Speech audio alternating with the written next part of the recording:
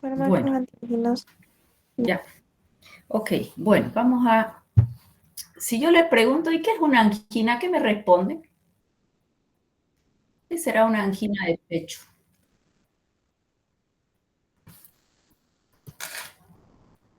¿Qué será una angina de pecho? A ver, ¿qué sabemos de angina de pecho? Es Es una un dolor sensación de dolor. precordial. Fíjense que dolor precordial es un síntoma, pero no es mi definición. ¿Qué será una definición de angina de pecho? ¿Por qué hay dolor de pecho? Vamos a la causa, esa es mi definición. ¿Qué es lo que pasó ahí? Por una isquemia, doctora.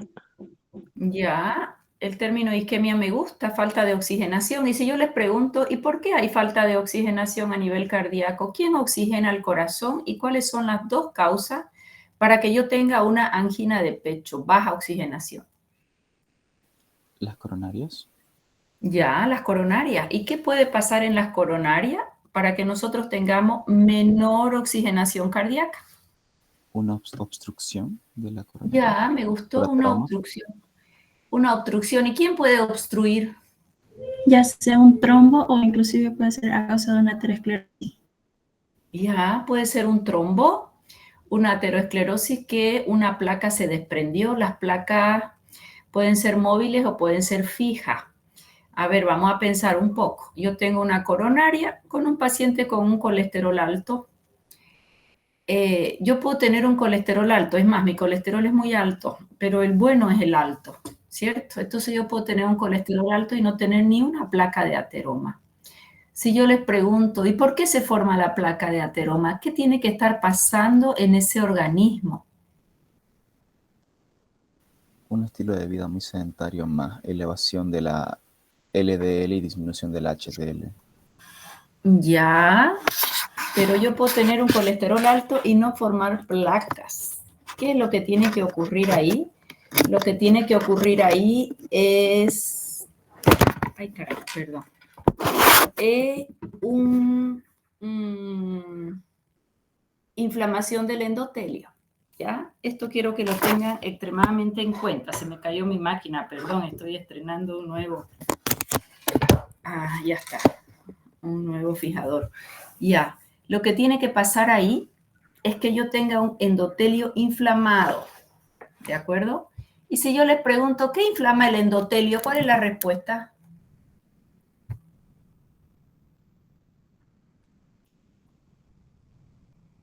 Vamos. ¿Qué inflama el endotelio? Cuando tengo un endotelio no saludable, ¿cuál es la función del endotelio? ¿Quién protege al endotelio?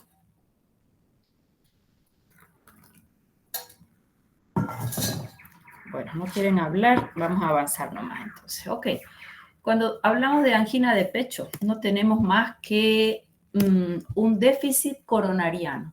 Si yo hablo de un déficit coronariano, pues voy a tener dos posibles causas. Una, que haya un trombo obstruyendo el calibre de la coronaria o un vasoespasmo. ¿Qué va a ser vasoespasmo? Ese vaso aumenta resistencia periférica vascular y se contrae de pronto.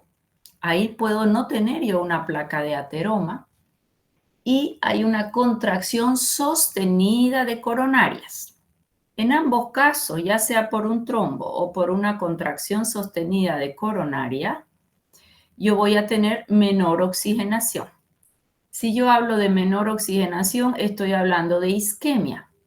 Esa isquemia o falta de oxigenación coronariana genera dolor precordial.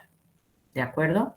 Entonces, si yo tuviese que definir angina de pecho, yo voy a decir que es un desbalance entre la oferta y la demanda.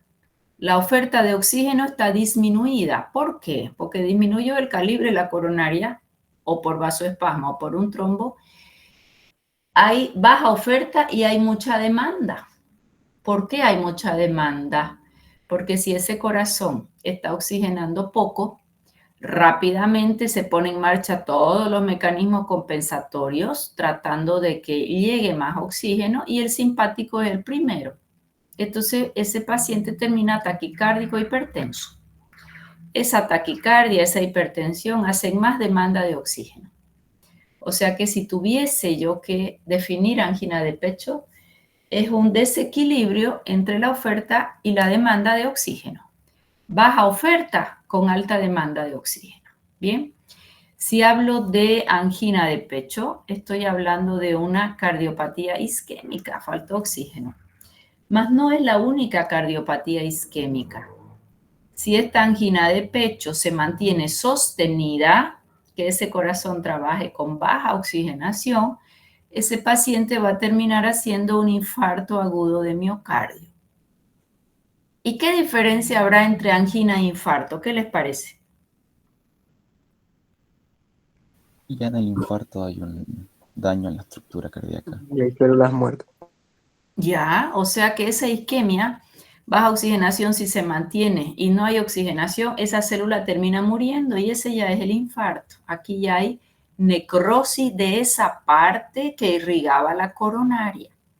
¿De acuerdo? O sea que pudiéramos decir que una angina de pecho es la antesala del infarto. Si yo no controlo angina de pecho, ¿en qué va a terminar ese paciente? Va a terminar infartando. O sea que angina de pecho viene a ser una antesala del infarto agudo de miocardio. Las dos son cardiopatías isquémicas, sí. ¿Y por qué la insuficiencia cardíaca también es cardiopatía isquémica? ¿Qué hemos estudiado de Porque insuficiencia? no cumple con Las el demandas del gasto organismo. minuto cardíaco. Exacto. Al haber baja contractilidad, disminuye el BMC, disminuye oxigenación y va a haber isquemia también. Y finalmente las tres pueden terminar en muerte súbita, sí. O sea que la angina de pecho, ¿cómo la puedo definir? Es una cardiopatía isquémica caracterizada por un desequilibrio entre la oferta y la demanda de oxígeno. Baja oferta y mucho trabajo cardíaco. No controlo, vamos a terminar haciendo un infarto agudo de miocardio. Bien, siempre que se les pide una definición de angina, todos dicen dolor precordial. No, esa es su manifestación de la angina de pecho. El dolor precordial, el corazón no duele, la isquemia duele, ¿ok? O sea que ese paciente generalmente llega a la emergencia por dolor precordial, un dolor intenso, retroesternal, no siempre es cardíaco. Muchas veces se irradia hacia el brazo izquierdo, otras veces se irradia hacia la mandíbula inferior y el paciente cree que es algún dolor odontológico y termina yendo al odontólogo y el odontólogo revisa y no hay nada. Entonces muchas veces puede confundirse con un dolor odontológico cuando se ha irradiado hacia el maxilar inferior. En otros pacientes, en lugar de irradiarse al brazo izquierdo, se irradia hacia el brazo derecho, ¿ok? O sea que hay que hacer un buen diagnóstico. Y muchas veces un diagnóstico diferencial es una gastritis galopante o una úlcera gastroduodenal que da un dolor precordial también, ¿no? Entonces, después de una comida copiosa, si el paciente tiene úlcera, puede presentar este tipo de dolor o el paciente coincidió que comió, entonces cuando yo como, gran parte del volumen minuto cardíaco se va a mi tubo digestivo. Y si yo tengo un corazón con coronarias insuficientes, le voy a robar sangre, entonces sí me hace más isquemia. Y ese paciente termina haciendo su crisis de angina. Causa una comida muy copiosa. ¿De acuerdo? O sea que acá ese diagnóstico diferencial es bastante importante. Si preguntamos manifestación, entonces un dolor compresivo, muchas veces irradiado y puede tener diversas localizaciones. Y si yo les pregunto, ¿cuál será acá mi objetivo terapéutico? ¿Qué me dicen? ¿Qué yo quiero hacer si yo tengo una isquemia, tengo un calibre de coronaria disminuido, me está haciendo un dolor precordial, si yo no controlo? Coronarias, ¿Fuerte? ¿De vuelta? vasodilatar con las coronarias para que vuelva la oxigenación. ¿Quién respondió? Miguel. Bien, Miguel. Vamos a vasodilatar coronaria. Y si yo te pregunto, ¿qué hemos estudiado hasta aquí para vasodilatar coronarias? A ti o al que quiera responder.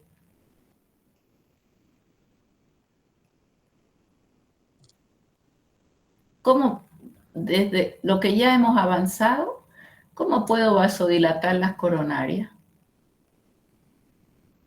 Con un antagonista alfa. Ya, un antagonista alfa, pero el riesgo está que me baje mucho presión, pero sirve porque él es un vasodilatador arteriovenoso. Me gusta. Otro, todo lo que hemos avanzado hasta acá que me puede vasodilatar coronaria.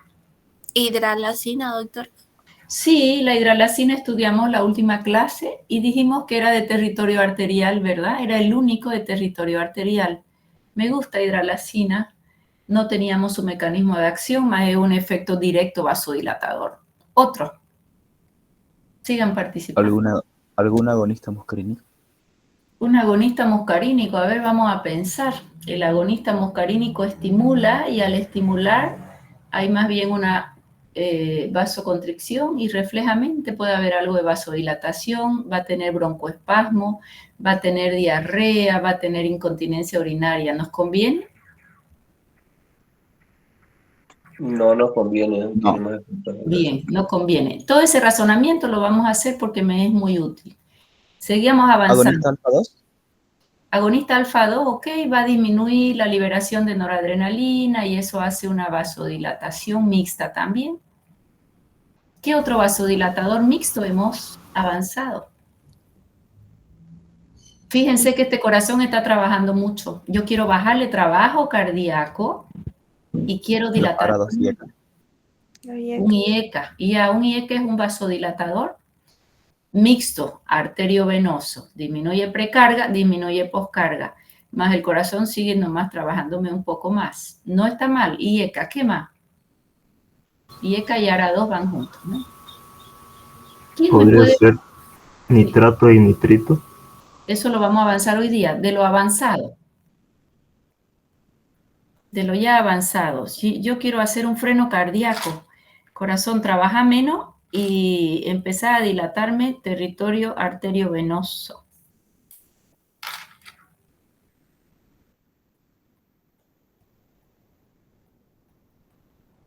Antagonista de calcio, doctora. Antagonista de calcio me sirve, es un frenito cardíaco y es un vasodilatador arteriovenoso. Un nuevo beta bloqueante también podríamos dar, doctora, ¿o no? Ahí me gustó más, nuevos y viejos, el que quieras de beta bloqueante. Paciente beta bloqueado es excelente opción. ¿Por qué? Por partida doble. Es un freno cardíaco, va a hacer que el corazón tenga menos frecuencia cardíaca, que gaste menos oxígeno, que trabaje menos y a la vez los beta bloqueantes son vasodilatadores. Los más antiguos hacen una ligera vasoconstricción inicial, pero un nuevo beta bloqueante por partida doble bloquea el alfa, agonista beta 2 y bloqueante beta 1. Freno cardíaco más vasodilatación arteriovenosa. ¿Está clarísimo?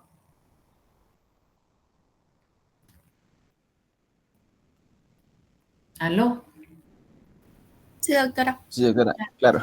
Entonces, fíjense ustedes que un paciente que tiene angina de pecho siempre tiene que estar beta bloqueado.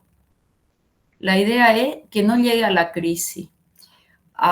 Si llega a la crisis de angina a un beta bloqueado, que es lo que suele pasar, ahí vamos a ir aumentando ya otro fármaco o se los vamos a dar ya de más largo plazo porque va a tener una selectividad por territorio arterial. Bien, entonces vamos viendo. Si hablamos de angina, tenemos una angina de esfuerzo. ¿Qué será una angina de esfuerzo?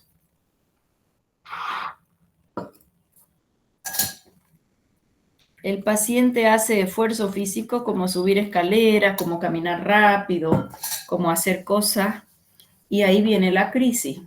Pero es una crisis que yo la voy a esperar, porque si yo sé que mis coronarias tienen disminuido el calibre de su vaso y yo empiezo a forzar porque hago más ejercicio, aumento mi frecuencia cardíaca, aumento mi demanda de oxígeno, va a venir la crisis.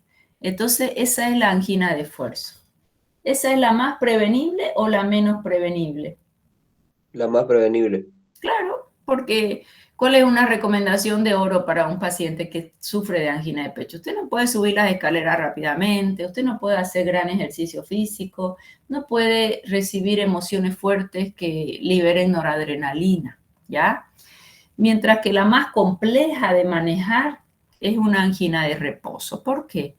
Porque el paciente está tranquilo mirando la tele, un programa interesante que no sea el noticiero boliviano, o durmiendo, y empieza la crisis de angina con una taquicardia importante, hay isquemia, dolor precordial y nos viene toda la crisis en reposo.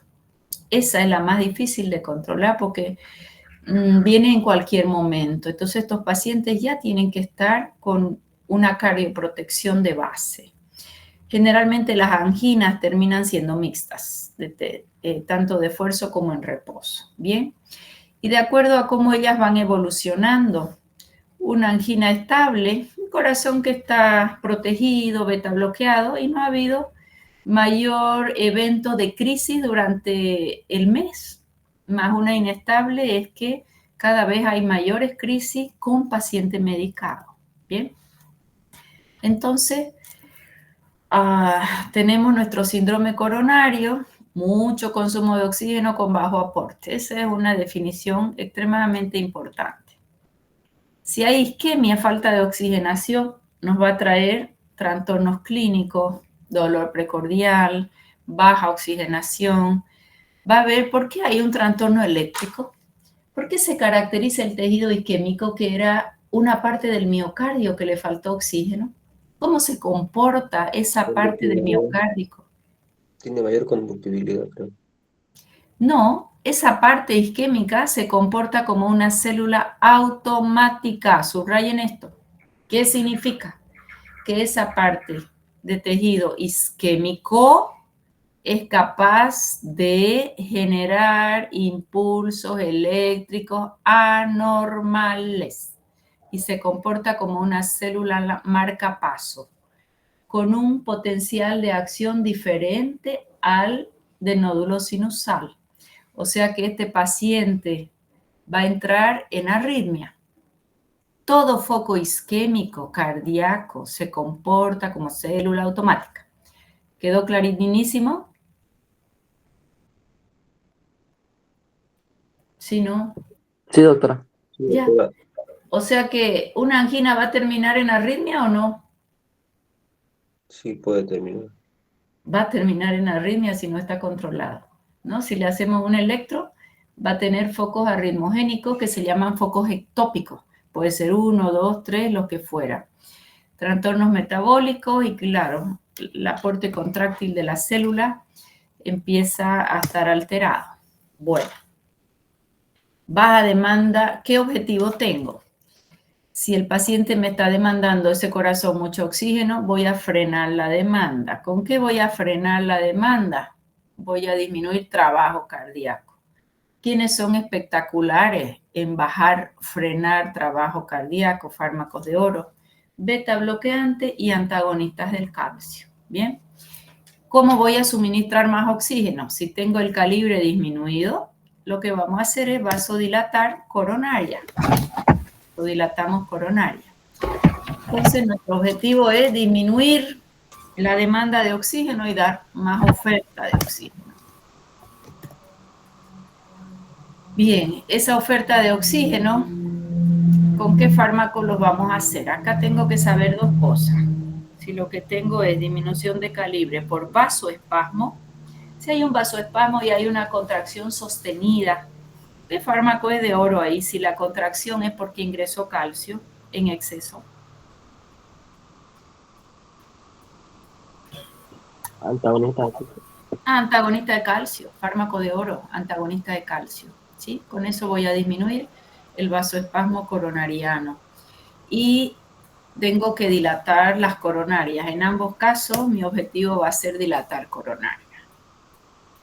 ¿Con qué yo voy a mejorar mi oferta de oxígeno? En realidad tengo muchas cosas para hacer. Si yo quiero mejorar el contenido de oxígeno, uno de los factores es hacer que la viscosidad de la sangre sea mejor. ¿Qué fármaco que no hemos avanzado es antiagregante plaquetario? Voy a disminuir agregación plaquetario. ¿Qué fármaco acá es de oro? Va a disminuir agregación de plaqueta. Aspirina. Aspirina a baja dosis. La dosis exacta es 75 miligramos. ¿Y por qué ella es antiagregante plaquetario? Ya la vamos a avanzar. Ella inhibe a la ciclooxigenasa de la plaqueta. A ella la inhibe de forma irreversible hasta que la plaqueta se muere.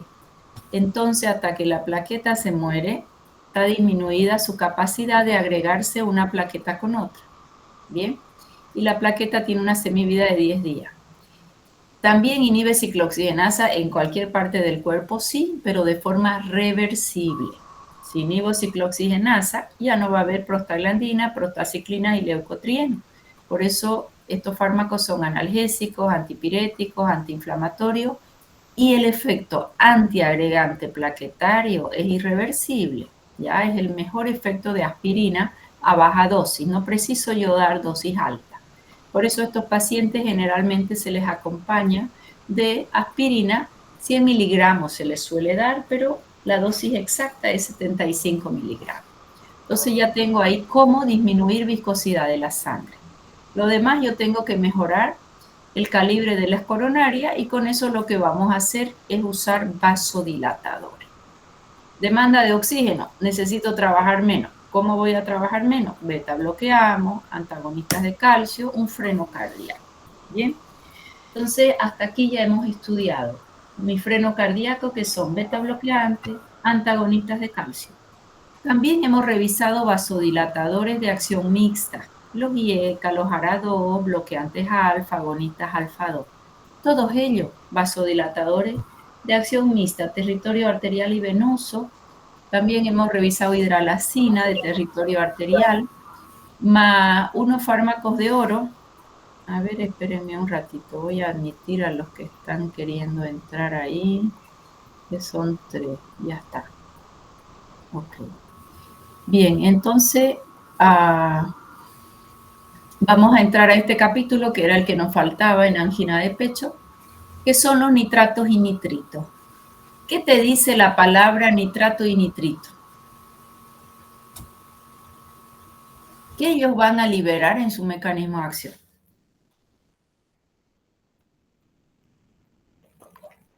Puede ser un nitrógeno. Ya, fíjate que el nitrógeno es una molécula inestable, ¿ya? El nitrógeno es una molécula inestable, entonces no me sirve, pero ¿quién era el principal vasodilatador en el endotelio del vaso? Óxido nítrico. Sí, señora, es un liberador de óxido nítrico. Acuérdense que yo siempre les digo, endotelio saludable, si yo me subo las escaleras rápidamente, no voy a terminar hipertensa si tengo un endotelio saludable, porque él libera óxido nítrico. En beta bloqueantes decíamos, si yo bloqueo el beta 2, aumenta la RPB y hay vasoconstricción ligera, pero rápidamente se libera óxido nítrico y de forma refleja hay vasodilatación, ¿sí? Acá ocurre que estos fármacos lo que van a hacer es donarme el óxido nítrico. Son donadores de óxido nítrico, son fármacos de oro. Y si yo les pregunto, ¿qué aminoácidos conocen? Aminoácidos, estoy hablando de régimen dietético, de suplementación de aminoácidos, que liberen óxido nítrico. A ver, busquen en su celular. Busquen en su celular qué fármaco o cómo es que aminoácidos van a suplementarme óxido nítrico.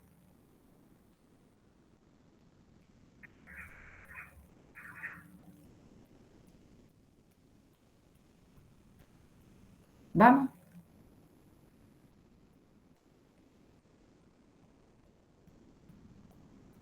La L-arginina, Sí, señor. La citrulina. Citrulina, L-arginina, me encanta. ¿Y en qué alimentos está? A ver, sigan buscando. La L-arginina en carnes rojas, pescado y lácteos. Sí, señora. O sea que fíjense que si yo les pregunto, ¿y cómo pueden ustedes mejorar el endotelio de su paciente? ¿Será que solo le voy a dar nitratos y nitritos? ¿O qué? Si bien estudiamos fármaco, ¿cómo yo puedo acompañar a este paciente para darle las mejores condiciones? Mejorando endotelio. Y gran parte de mejorar endotelio es su estilo de comida, con donadores de óxido nítrico y sustancias que no me oxiden el endotelio, como es el cigarrillo, como es el alcohol, como es la comida chatarra, azúcares refinados, alimentos procesados, ricos en grasa no saturada. Entonces, este acompañamiento en estos pacientes, la idea es prevenir una angina. Yo soy más de prevenir que de tratar, porque este paciente debió, con un estilo de vida saludable, evitar una crisis de angina. Y los alimentos ricos en donadores de óxido nítrico, y a eso siempre le tienes que acompañar una vitamina C, un ácido ascórbico que va a evitar que se oxide el óxido nítrico, porque si se oxida también es una molécula que no es buena, ¿ya? Entonces, el régimen acá de alimentación, de ejercicio, de cuidado del endotelio es fantástico.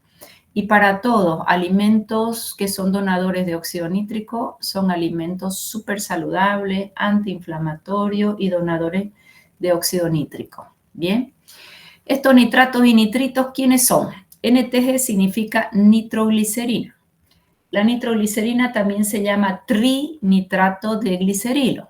Nitroglicerina o trinitrato de glicerilo. Es una molécula extremadamente liposoluble. Es tan liposoluble que yo la puedo administrar por cualquier vía.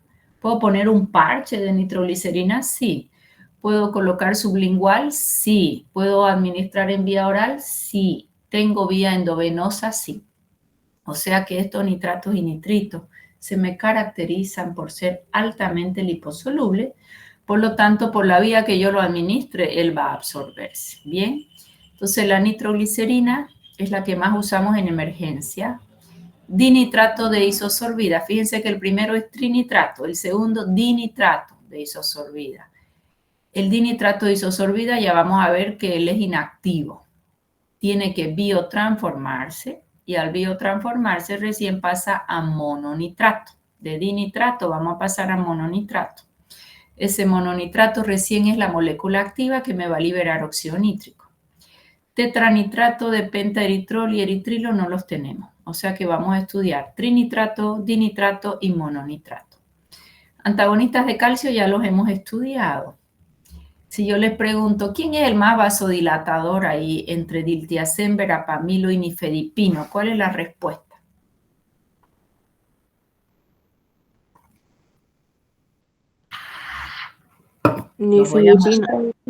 Nifedipino, ¿a qué grupo pertenece y por qué él es el más activo, vasodilatador? ¿Cómo se llama su grupo químico? Es el grupo 2.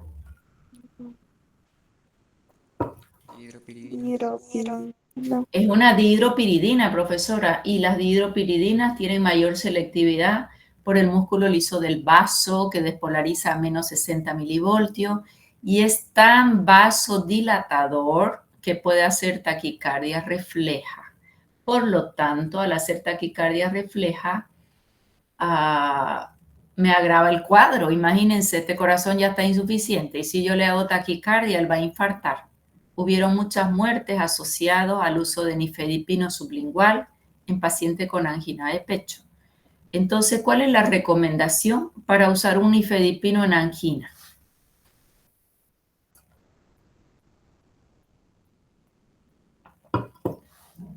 Vamos.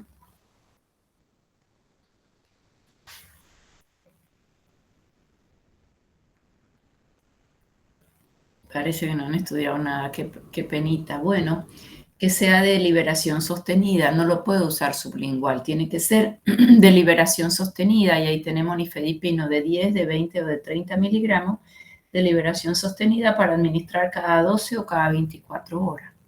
Luego los beta bloqueantes que hacen mi freno cardíaco para disminuir la demanda de oxígeno y además son vasodilatadores mixtos, no espectaculares, pero sí son vasodilatadores. Territorio arterial y venoso, disminuyen precarga, disminuyen poscarga.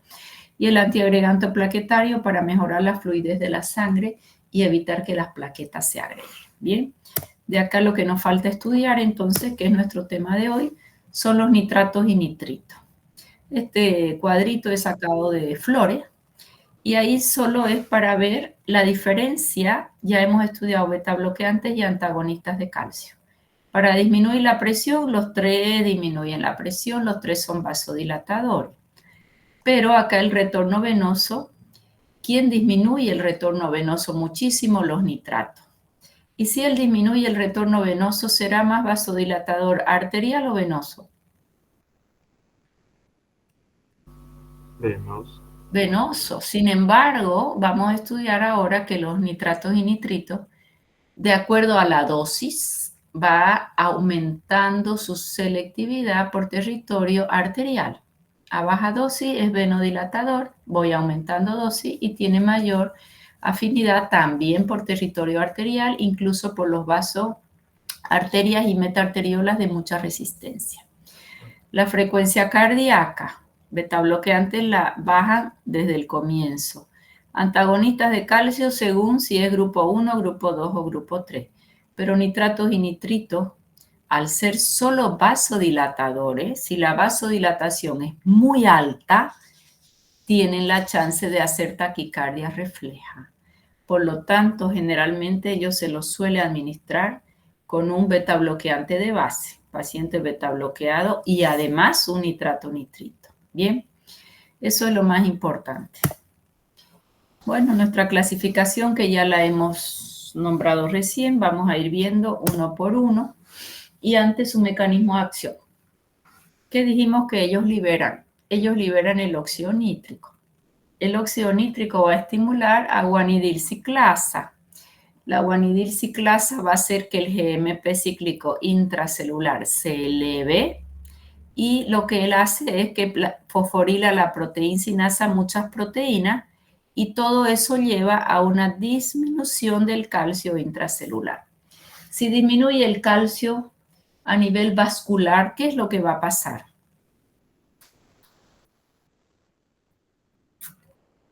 Vasodilatación. Si no entra el calcio, entonces no hay contracción y tengo vasodilatación. Mecanismo diferente al antagonista de calcio, mecanismo diferente al beta bloqueante. Disminución del ingreso de calcio está relacionado con el óxido nítrico. Todo fármaco que va a liberar óxido nítrico, es importante que él tenga sus grupos sulfidrilo, que son estos grupos de acá. Entonces, cuando hay grupo sulfidrilo, esta molécula libera fácilmente su óxido nítrico. Ahí me va a estimular guanidilciclasa, que va a pasar a fosforilar proteínas. Entonces, me activa a la proteinquinasa, disminuyendo ingreso de calcio y hay una vasodilatación. Bien, la clase anterior, cuando vimos, no sé qué, vimos hidralacina, insuficiencia cardíaca, ya, hablamos de un fármaco que era la amrinona, la milrinona, inclusive santina, ¿sí? Ellas inhibían a la fosfodiesterasa, ¿ya? Entonces, al inhibir la fosfodiesterasa, también disminuye el ingreso de calcio y son vasodilatadoras. Entonces acá ya tenemos su óxido nítrico, cómo es que me va a llegar hasta la disminución de ese ingreso de calcio actuando como vasodilatadores. Pregunta, ¿a quién va a vasodilatar? Territorio venoso, sí, generalmente a dosis más baja, su afinidad es por territorio venoso. Si yo dilato el territorio venoso, la sangre se va a quedar más tiempo sin retornar al corazón. Por lo tanto, disminuye el retorno venoso y disminuye la precarga, que la precarga es la fuerza que distienden las aurículas de todo lo que viene por vía venosa. Además, dilatar territorio venoso tiene afinidad a mayor dosis de territorio arterial. Entonces va a disminuir la poscarga, que es la fuerza que se opone a que se vacíe el ventrículo. ¿Quién se opone a que se vacíe el ventrículo? El diámetro de coronaria. Y si al diámetro de la coronaria yo lo agrando, entonces a ese ventrículo le va a costar menos trabajo expulsar la sangre, por eso es que baja poscarga. O sea que me disminuye precarga y poscarga porque terminan siendo vasodilatadores mixtos. Sigamos pensando. Si me está disminuyendo el ingreso del calcio, ¿qué pasaría en músculo liso del bronquio si no entra calcio? ¿Qué pasaría con el músculo liso bronquial? ¿Se contrae o se relaja? Si disminuye. Relajo. ¿Se relajaría, doctora? Sí, sin embargo, no son fármacos broncodilatadores. Tracto gastrointestinal, si yo bloqueo el ingreso de calcio, no es que va a ser un espasmolítico de primera opción como un antimuscarínico. Lo mismo pasa en tracto biliar, sin embargo, en algún momento sí se usaron y no hubo gran respuesta. Quien le gana siempre va a ser un antimuscarínico, ¿ya? Porque todo lo que es músculo liso tiene más afinidad en receptores muscarínicos. Sin embargo, en algunos pacientes con cólico biliar pudiera tener un efecto, o se ha visto el efecto, que coincidentemente estos pacientes son pacientes anginosos, ¿ya? Repito, no llegan a ser broncodilatadores, no llegan a disminuir este movimiento de músculo liso de contracción de forma espectacular. Pero cuando yo como, el cardias tiene que cerrarse, ¿verdad? Después de que yo ingerí alimentos. Y si se va a contraer el cardias para que no haya reflujo, eso es gracias al calcio. Lo que sí se ha visto en estos pacientes es que muchos de ellos presentan reflujo. ¿Y por qué presentan reflujo? ¿Por qué presentan reflujo los pacientes? Porque hay una relajación en el cardio.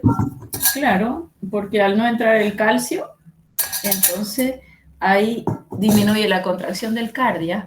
Sin embargo, eso yo más lo relaciono. Sí se da reflujo, pero si el paciente tiene sobrepeso, ese sobrepeso hace reflujo. Si el paciente ingiere comidas grasas, en cualquier paciente, aunque no sea anginoso, el cardias se abre y no se contrae. Si yo como vegetales y como proteína, automáticamente el cardias tiende a contraerse, ¿ya? Pero sí se ha visto que el alto porcentaje de pacientes que han hecho reflujo por el uso de nitratos y nitritos. Bien, acá a nivel de útero es interesante también porque muchas veces se utilizó como tocolítico, es decir, que hay una relajación a nivel uterino en amenaza de parto prematuro.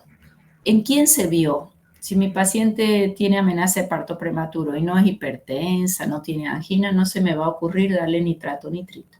Si le voy a dar un fenoterol, si le voy a dar un antimuscarínico. Pero lo que sí se vio que si esta paciente era hipertensa en el embarazo o había antecedentes de angina o por algún motivo usaba nitratos y nitritos, sí hay una relajación uterina.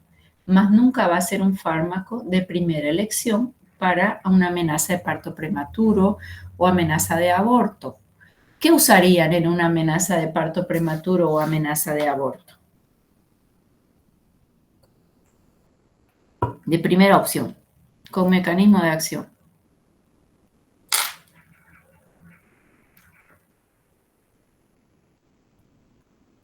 ¿Antagonista muscarínico, doctora? Antagonista muscarínico, claro. Y otra opción más bonita que esa, que relaja músculo liso uterino, recién se los mencioné, agonistas adrenérgicos, beta 2 mayor a beta 1, hermanito del salbutamol, fenoterol, ritodrina. Esos son primera opción. ¿Cuándo va a ser opción? Cuando la paciente sea hipertensa, ¿verdad? Y no hayamos controlado con un alfa-metildopa, con un labetalol. Bien, creo que están estudiando muy poco ustedes, ¿no? Bueno, vamos. Ya tengo su clasificación y ya tengo el mecanismo de acción. ¿Qué efectos farmacológicos tengo? Bueno, tengo un efecto vasodilatador mixto. Si doy baja dosis, tengo predisposición ¿por quién? Fuerte. Venas. Venas. Ok. Voy subiendo la dosis y ya es arteria. Y dosis más elevada ya son los vasos de mayor resistencia coronariana. O sea que generalmente lo usamos a una dosis importante para dilatar coronaria. Son vasodilatadores de acción mixta. Empezamos con territorio venoso a baja dosis y terminamos con territorio arterial a mayores dosis. Si la dosis es muy alta, ¿qué riesgo tengo? Hipotensión. Gran problema. Si hay hipotensión, rápidamente hay mecanismo reflejo y ese mecanismo reflejo me va a hacer que se libere el simpático. El simpático libera noradrenalina, se estimula beta 1, taquicardia refleja, agrava el paciente y eso me puede terminar en infarto. Y a nivel de receptores alfa va a elevar presión, que no va a ser importante. ¿Por qué? Porque el óxido nítrico ya está haciendo una vasodilatación, ¿ya?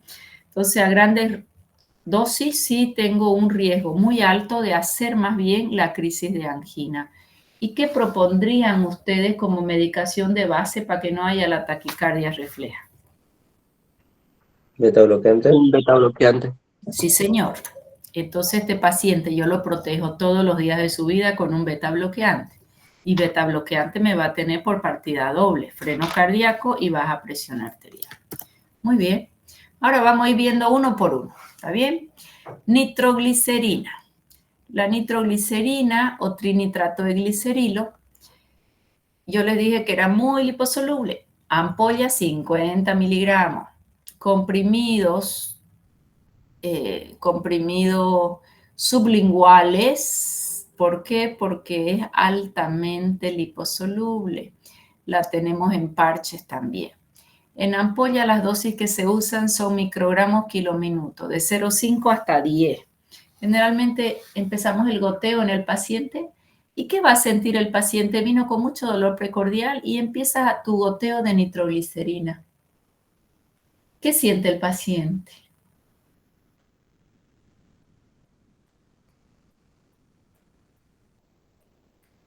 Le dolía, el dolor es isquemia, falta de oxigenación. Empezó su goteo de nitroglicerina. ¿Y qué siente el paciente? Un alivio, Un dolor, relajación. Más que relajación, le dejó de doler y el paciente cree que le pusieron un analgésico. Ay, qué buen analgésico, doctor. ¿Qué me puso morfina? Pregunta. No.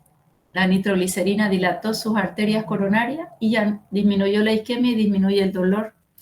Y el alivio es inmediato del dolor precordial. El paciente cree que le han dado analgésico. Fíjense que la dosis es muy variable, de 0,5 hasta 10 microgramos, o sea que empezamos el goteo y vamos viendo su electro, que ahí se ve la isquemia, vamos conversando con el paciente que disminuye ya el dolor precordial hasta encontrar su dosis adecuada. Más que problema tengo, porque no deja de ser un problema. Yo voy a dilatar coronaria mientras está el fármaco ingresando. Su semivida es nada del fármaco. Esto que coloco endovenoso dura nada. Cierro el goteo y vuelve el dolor precordial. ¿Ok? Entonces el paciente recibió su nitro, le pasó el dolor y quiere irse a su casa feliz y contento.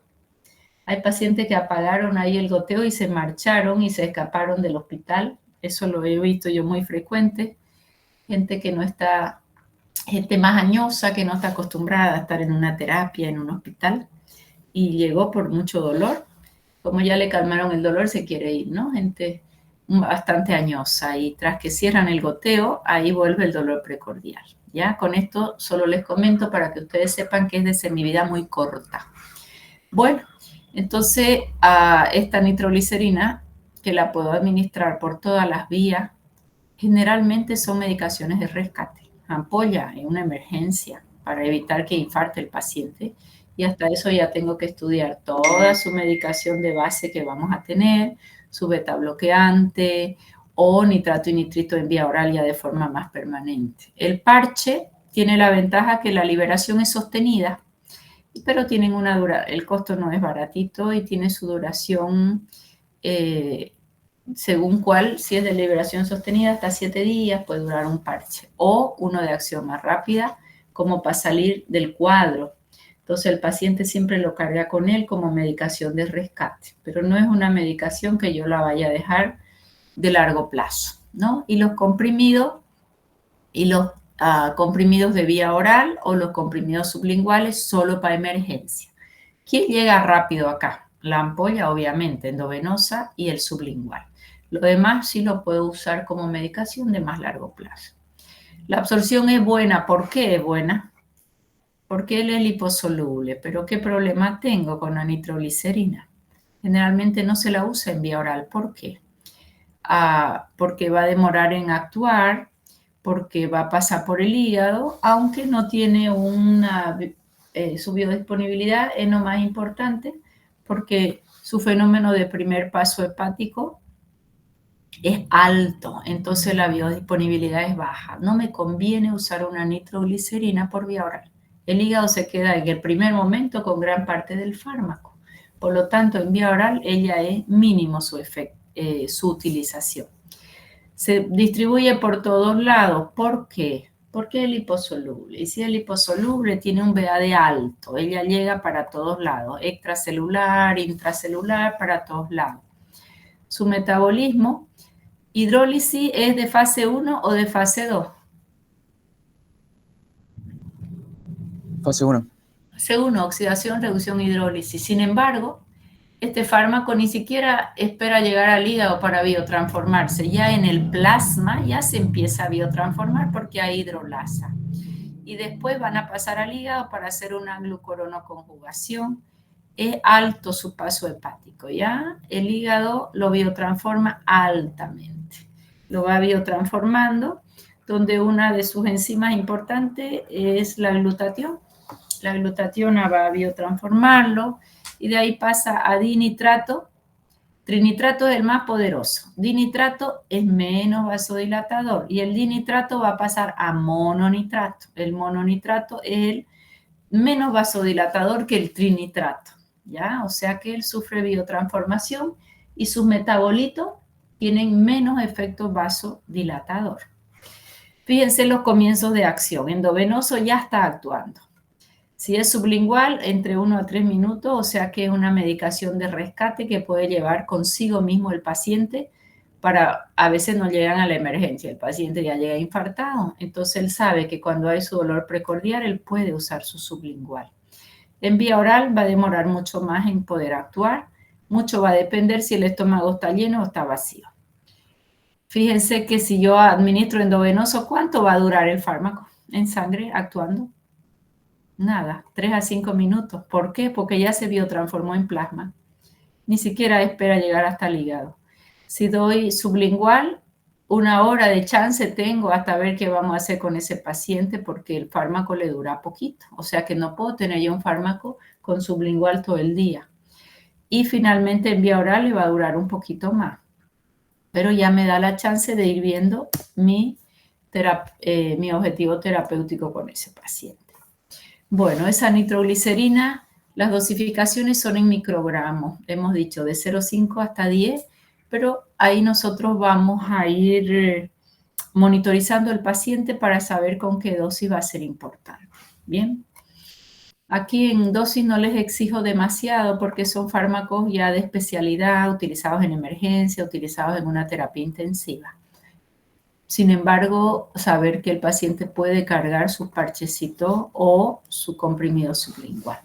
Preguntas de nitroglicerina.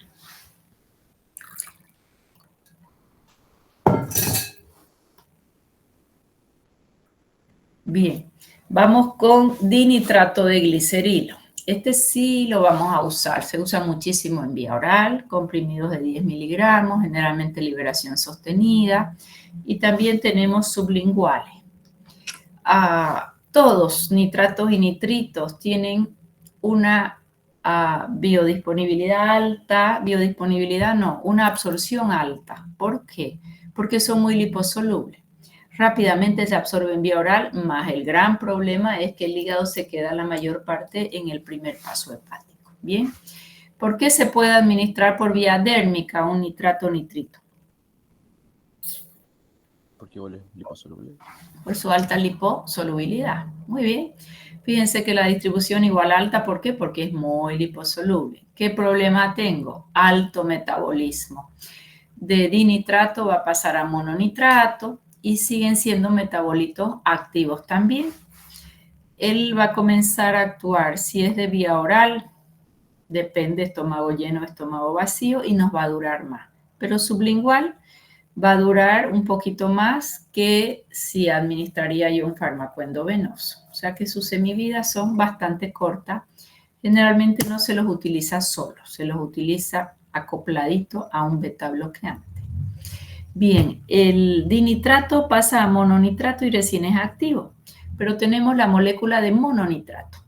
20 comprimidos, 40 miligramos, 20 y 40 miligramos, ellos se administran en vía oral y generalmente van a hacer liberación sostenidita para no hacer una vasodilatación importante.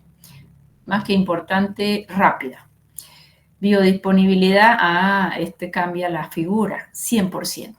¿Ya? Mientras que los otros tienen intenso paso hepático, este tiene una biodisponibilidad fantástica del 100%, por lo tanto es probablemente el de elección, ¿ya? Amplio volumen aparente de distribución porque es muy liposoluble. Si sufre ya su biotransformación, principalmente la glucorono que es fase 2 y todo fármaco que entra a fase 2, ya él termina siendo inactivo, ¿bien? La eliminación es renal. Y su semivida es de 4 a 6 horas, generalmente lo usamos cada 8 horas o uno de liberación sostenida que nos va a durar más. Entonces hasta ahí hemos revisado trinitrato de glicerilo o nitroglicerina, dinitrato de isosorbida, mononitrato. Y acá tenemos una tablita comparativa interesante. Fíjense los tiempos de vida media. Si yo uso una nitroglicerina endovenoso que va a ser una emergencia, voy a su semivida de 2 a 3 minutos. Mientras ingresa, está actuando. Yo corto mi bomba de infusión, la cierro y ya no tengo fármaco. Va a durar 5 minutos más. O sea que solo la nitroglicerina para una crisis de angina de uso netamente hospitalario. Yo voy a usar un dinitrato de isosorbida sublingual. Me da tiempo a llegar a una emergencia de 30 a 50 minutos. Dinitrato vía oral va a actuar mucho más lento, no es de acción rápida, pero me va a durar más tiempo su semivida. Y un mononitrato en vía oral, 100% de biodisponibilidad, nos dura de 4 a 5 horas. ¿Está bien? Entonces, ¿cuál voy a usar? Depende de la situación, depende del momento. En duración de acción de todos estos, ¿cuál es el que me va a durar mayor cantidad de horas? Probablemente uno que sea de liberación sostenida. Un parche, hay parches de 24 horas, solo rescate, en otros países hay para 7 días, pero generalmente se lo usa de rescate solo para la crisis de angina y eso hace que se libere lento las primeras 24 horas y hasta eso ya se toma una conducta para evitar una posterior crisis de angina. El costo del parche siempre va a ser muy alto, ¿ya? Bien, entonces la forma farmacéutica que yo voy a usar va a depender del momento, si estoy en crisis, si estamos lejos de un hospital, si va a tener su medicación de rescate en el bolsillo del paciente, ya sea su parche o su comprimido sublingual. Todo lo que llega rápido se va rápido, sin olvidarse, ¿bien? Y esta tablita es de Flores. Endovenosa biodisponibilidad, obviamente 100%. Sublingual, fíjense que nunca va a llegar 100%. Depende de qué la absorción sublingual.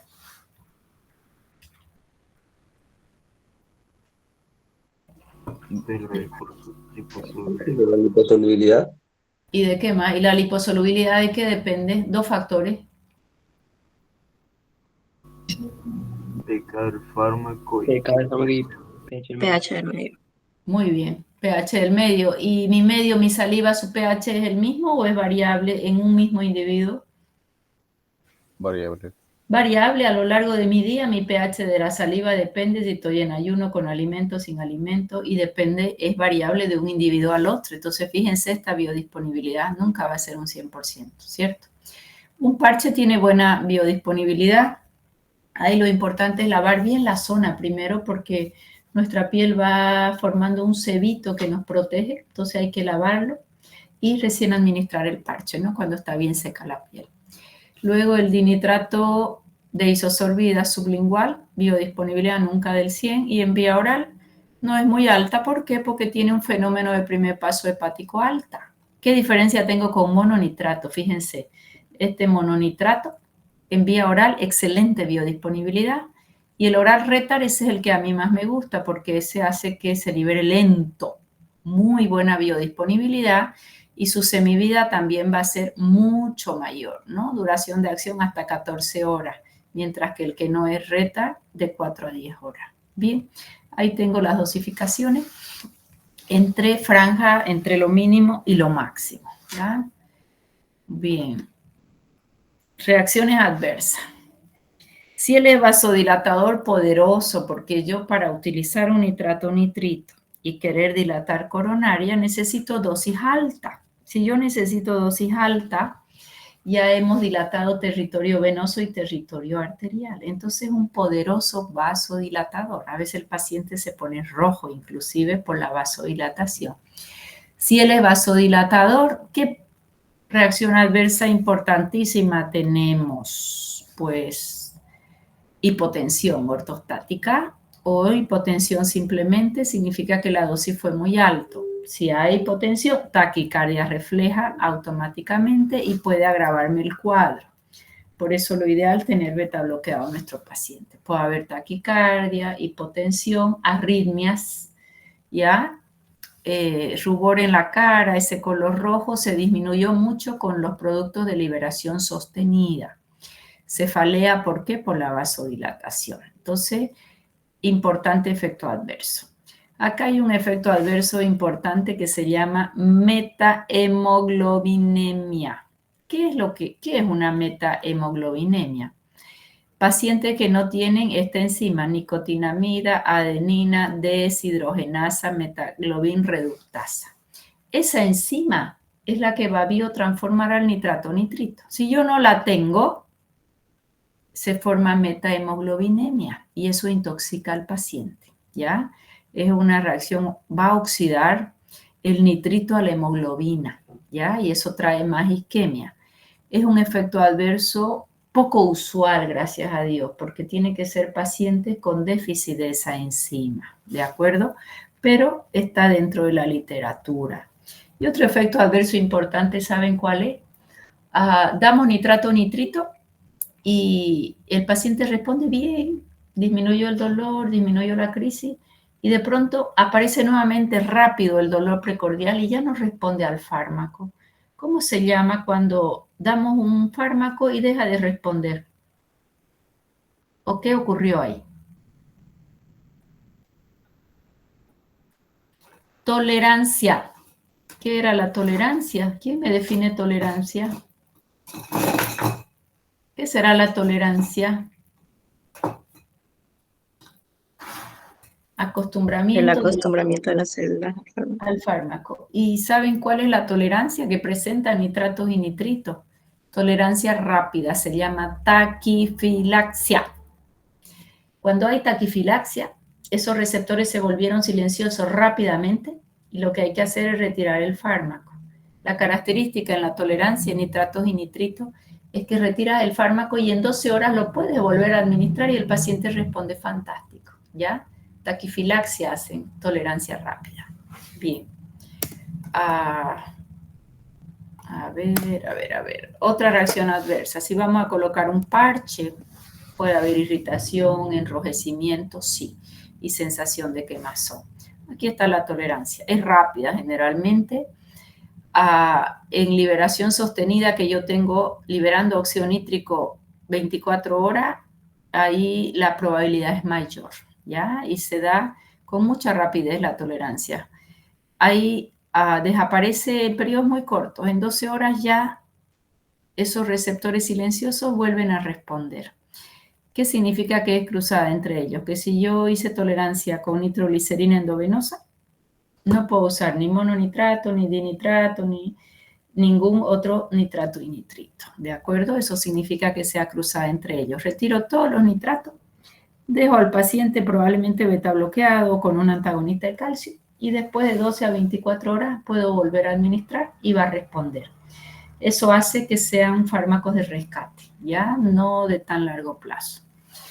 Otro efecto adverso es que el paciente no distingue entre lo amargo y lo salado, ya perdió esa sensibilidad y el paciente se enoja, pues, ¿no? Al momento de comer. porque lo salado no lo siente y tiende a aumentar mayor sal en la comida. Bien, las dosis, aquí tenemos las dosis de todo. ¿De cuáles me van a aprender bien? En nitroglicerina, pues eso es fármaco endovenoso de especialidad. Su franja es muy alta, ¿ya? De la nitroglicerina endovenoso. Hay literaturas que te hablan desde 0,5 hasta 10 y a partir de ahí ya tú puedes ir aumentando dosis. Pero lo que tenemos en nuestro medio, tenemos el dinitrato de isosorbida en vía oral.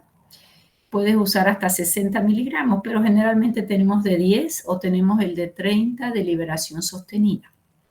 Luego, ¿qué más usamos acá? Transdérmico, pocos pacientes tienen acceso, eso me va a durar 24 horas, solo de rescate.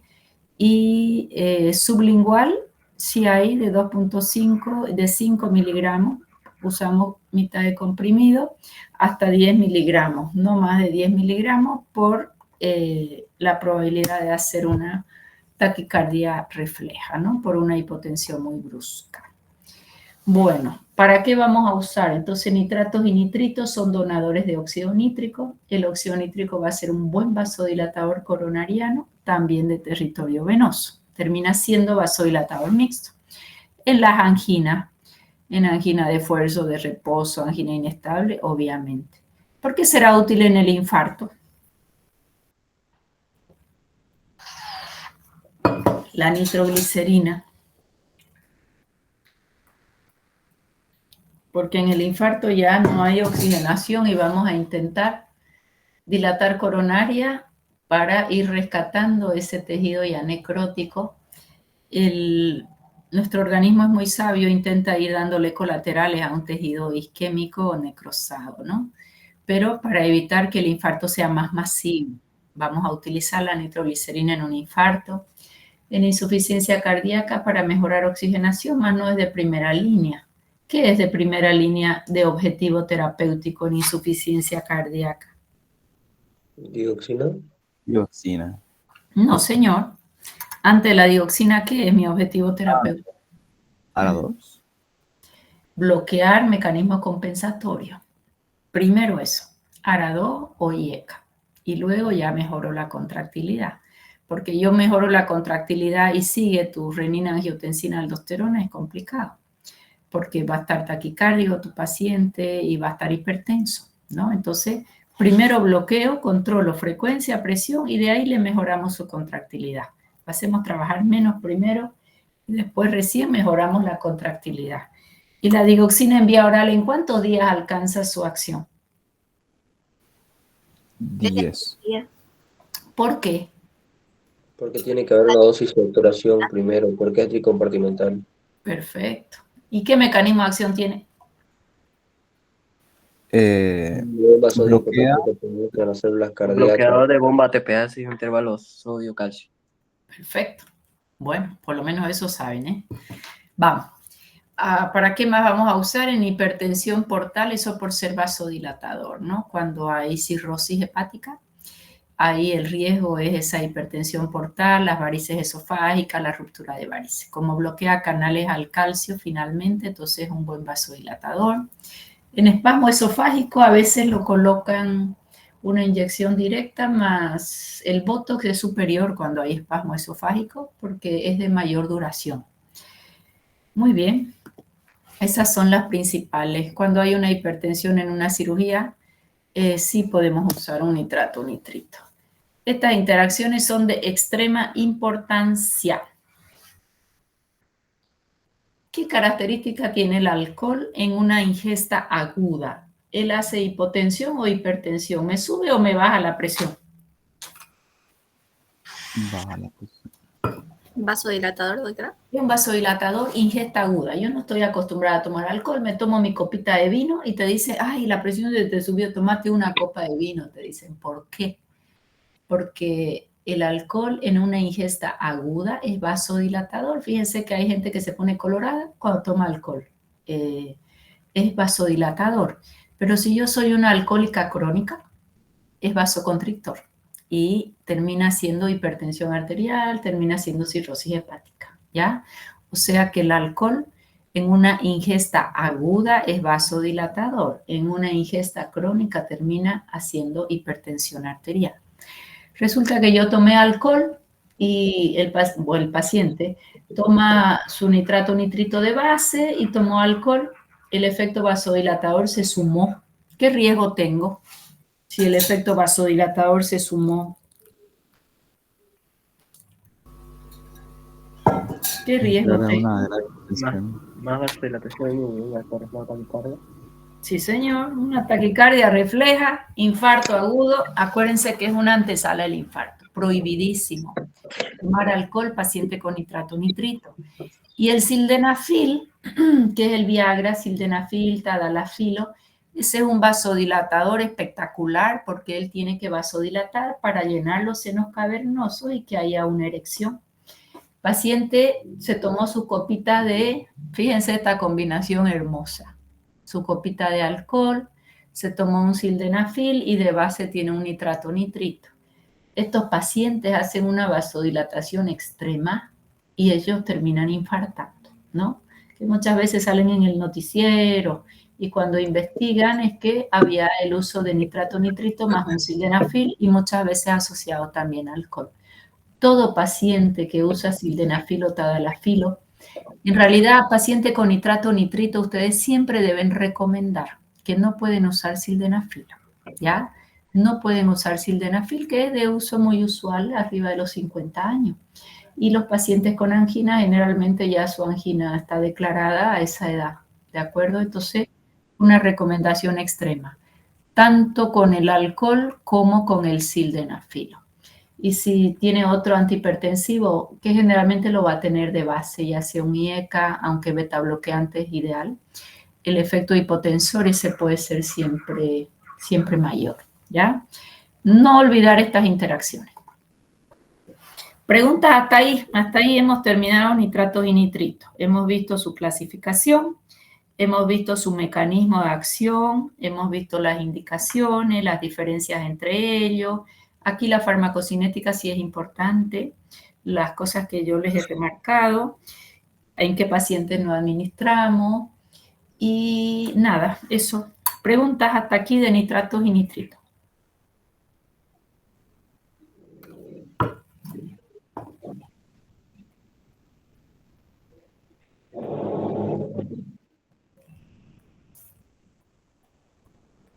No hay nada. Bueno, esperemos que esté bien estudiado. Ahora vamos con un hermanito de ellos. No es hermanito, es primo hermano.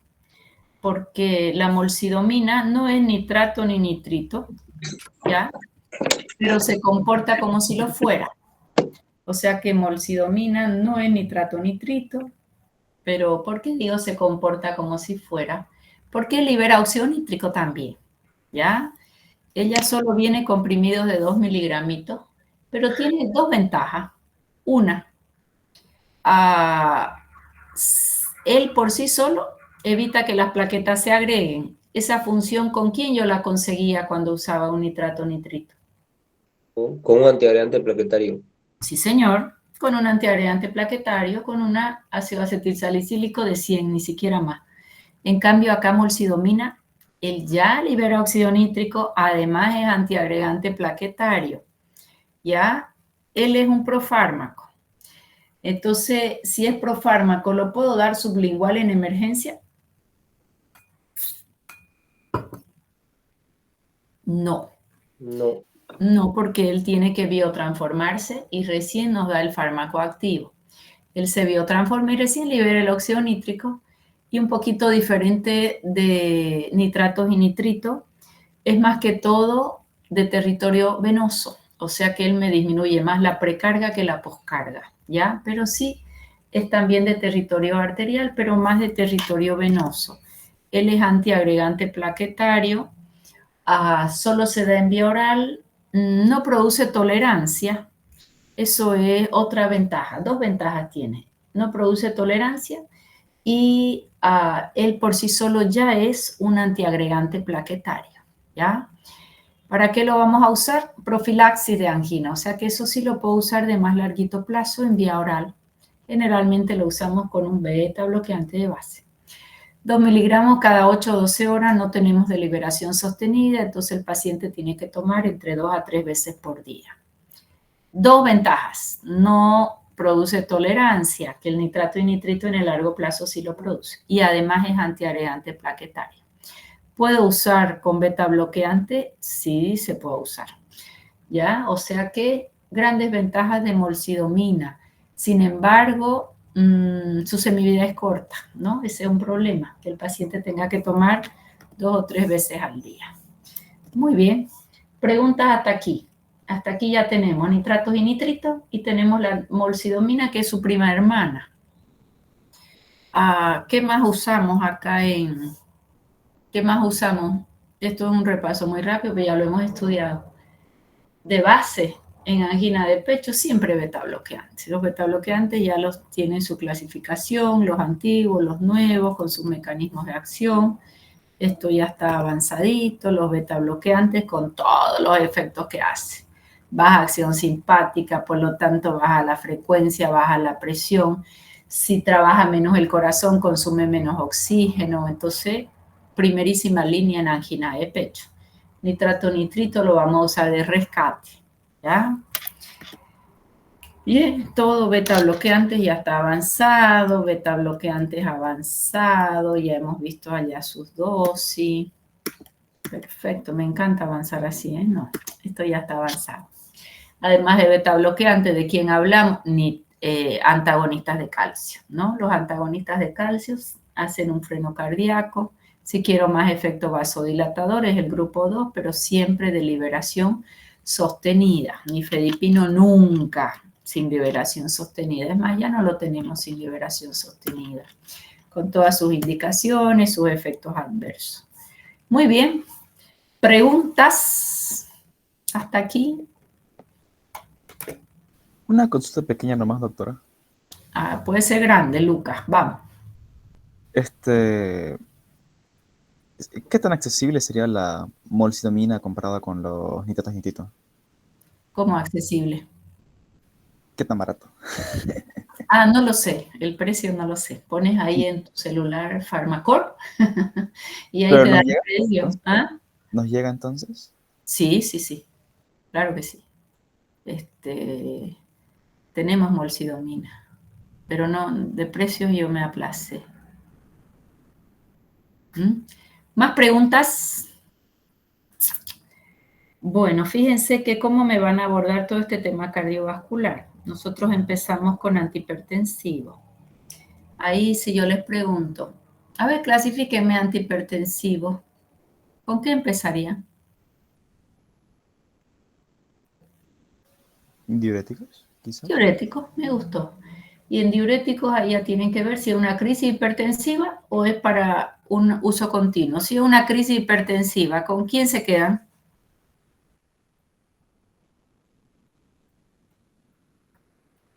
Vamos, ¿qué diurético voy a usar en crisis hipertensiva? Miguel Ángel. Ya están durmiendo. ¿Furosemida? Furosemida, pues. Bien, Lucas. Furosemida. ¿Por qué? ¿Qué mecanismo de acción tiene? ¿Dónde actúa? ¿Y por qué usa furosemida? Actúa en el asa de Henle. Ya. Y su mecanismo de acción va a ser bloquear el transporte de sodio, potasio y doble cloruro. Ajá, es un cotransporte asociado a la ATPasa. ¿Y por qué elegiste a él? Porque en una crisis hipertensiva él va a ser el que mayor va Es de techo alto también, ¿no? Claro, es de techo alto. Es el más efectivo, es el que más pierde sodio. Entonces su acción es rápida, lo voy a usar en una ampolla. Más, ¿por qué no lo puedo usar de forma permanente si solo hizo una crisis hipertensiva? Y ya es un hipertenso, pero no tengo unos valores tan elevados porque ya empecé a usar otro fármaco. Sino porque si hace una hiponatremia, ¿qué riesgo tengo? Hiperaldosteronismo secundario. Claro. Y si hay hiperaldosteronismo secundario, ¿cuál va a ser el efecto final? una hipernatremia. Hipertensión refleja. Claro, ni muy refleja, directa, porque voy a retener más sodio, el sodio le acompaña el agua, aumenta la volemia, aumenta volumen minuto, aumenta presión arterial. Bien, y si yo quisiera un diurético para una hipertensión en un paciente joven de forma diaria, ¿con quién me quedo? Hidrocloro. Sí, señor, hidrocloro, mecanismo de acción, dosis. ¿Quién le acompaña para evitar efectos adversos?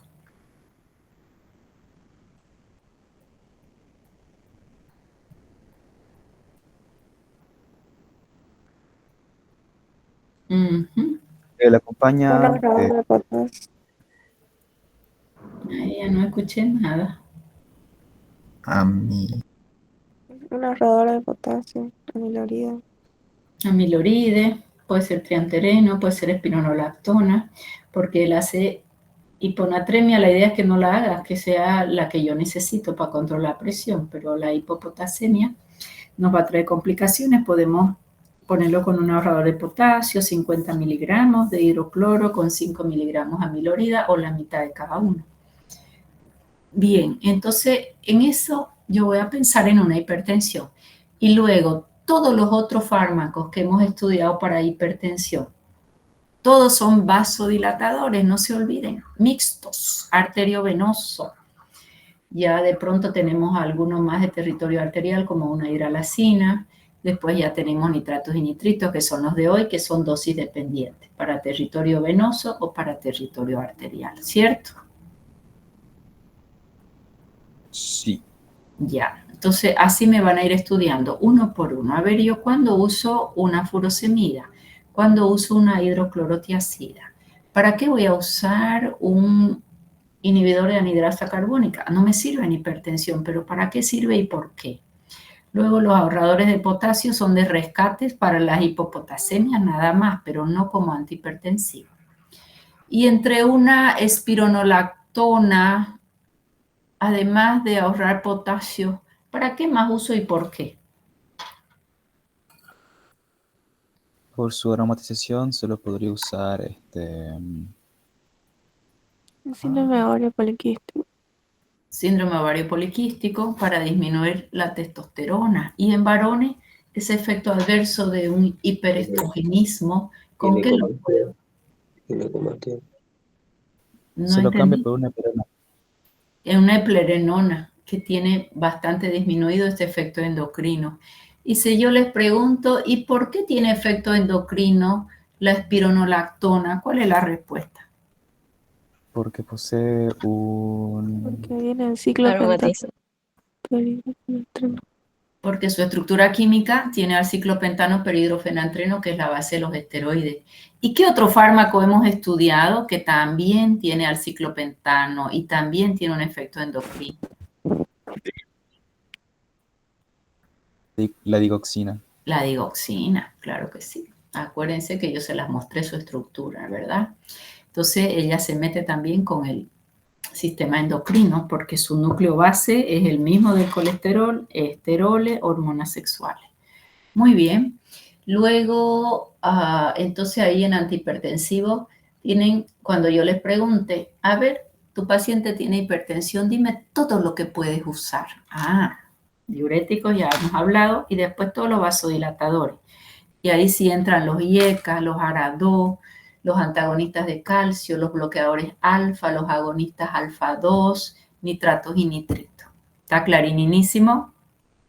Molsidomina entra ahí, hidralazina también entra ahí. Todos son vasodilatadores.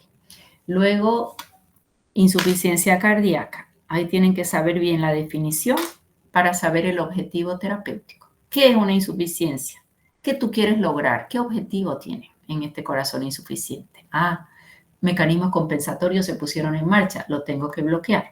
Y luego voy a mejorar la contractilidad, que todo lo que tengo para mejorar la contractilidad me aumenta todas las propiedades cardíacas y eso no es bueno, porque él ya está taquicárdico. Entonces, el fármaco que me queda ahí es mi digoxina. Y ahí ya me hablan de digoxina, ya hemos repasado recién su mecanismo de acción. Tienen que saber su farmacocinética porque tiene aspectos relevantes. su dosis de saturación y su toxicidad. ¿Quién recuerda los signos de intoxicación digitálica? Alucinaciones, paranoia. Bien, sistema nervioso central principalmente, ¿verdad? Alteraciones en la marcha, paranoia, alucinaciones, delirio. Exacto. Y en el área postrema, ¿qué hace? Vómito en escopeta. Vómito en escopeta. ¿Y la visión cómo es del paciente? Con halo verde amarillento. Halo verde amarillento. Ya, eso es subjetivo, yo no lo puedo medir, solo es que el paciente lo comente. Alteraciones en la marcha. ¿Y hace taqui o bradi?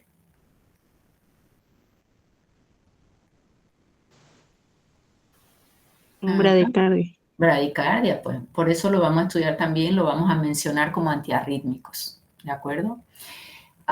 Bien, eso en insuficiencia cardíaca. Luego tienen angina de pecho. Hemos visto hoy, oferta, demanda de oxígeno. Siempre tienen que tener claro qué ocurrió en angina. No tengo buen calibre de coronarias. ¿Por qué? O por un vasoespasmo o por una obstrucción. Entonces, a partir de ahí, ya yo voy a pensar en mi objetivo terapéutico. Hay isquemia. Ojo, si hay isquemia, hay impulsos eléctricos anormales, ¿no? Entonces, ese paciente hace todo tipo de arritmias con focos ectópicos. Y ahí hemos visto también que lo que tengo que hacer es vasodilatar coronaria y hacer que el corazón trabaje menos. Lo protegemos haciendo antiagregación plaquetaria. Y de ahí ya me queda antiarrítmicos. Antiarrítmico, vamos a estudiar 4 grupos, ¿ya? En antiarrítmico, el grupo 1 son los bloqueadores de canales al sodio. Ahí tengo 1A, 1B, 1C, porque estos canales al sodio se pueden bloquear en diferentes momentos. Cuando él está abierto, cuando el canal está cerrado, ¿ya?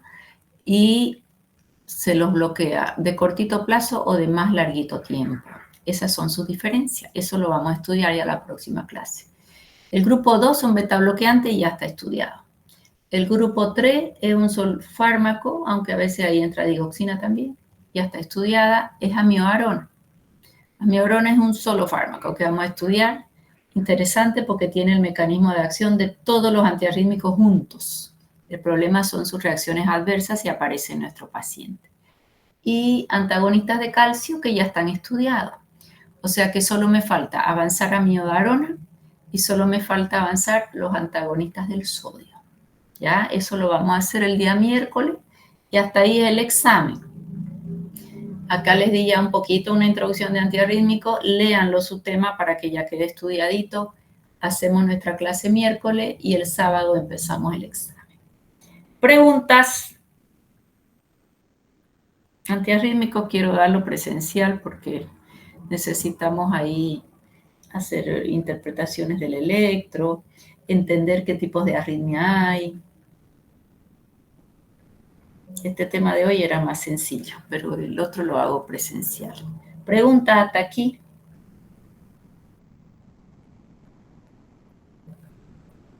¿No hay nada? ¿Están durmiendo? Todo claro, doctor. ¿Ah? ¿Quién está sentado en su escritorio tomando apunte? Estoy respondida. Lucas, muy bien, Lucas. Roberto, muy bien.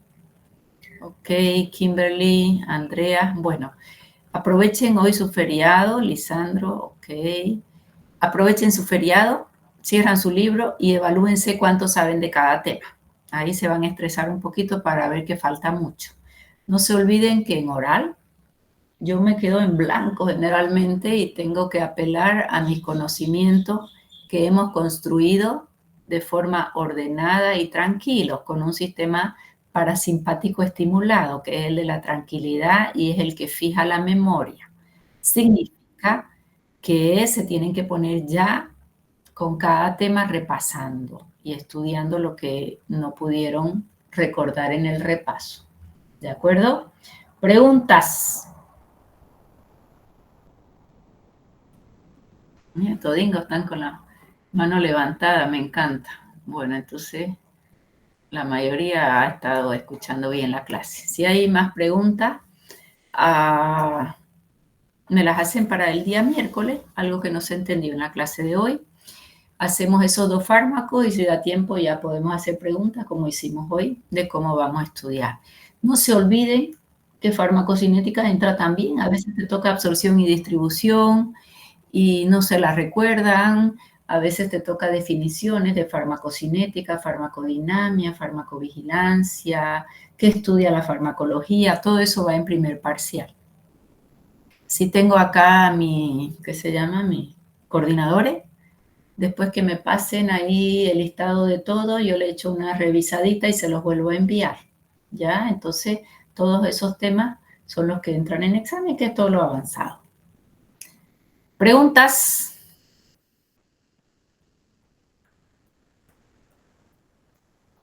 Parece que no hay, doctora. Parece que tenemos que estudiar, Luca, ¿eh? Ya. Bueno, les deseo éxito y pónganse las pilas y estudien de forma consciente, estudien para su paciente. Imaginen que tienen el paciente enfrente. Entonces se hacen todas las preguntas que uno tiene que saber para poder medicar a su paciente, ¿ya? Buen fin de semana, buen feriado y ya les veo día miércoles y después el día sábado, ¿ok?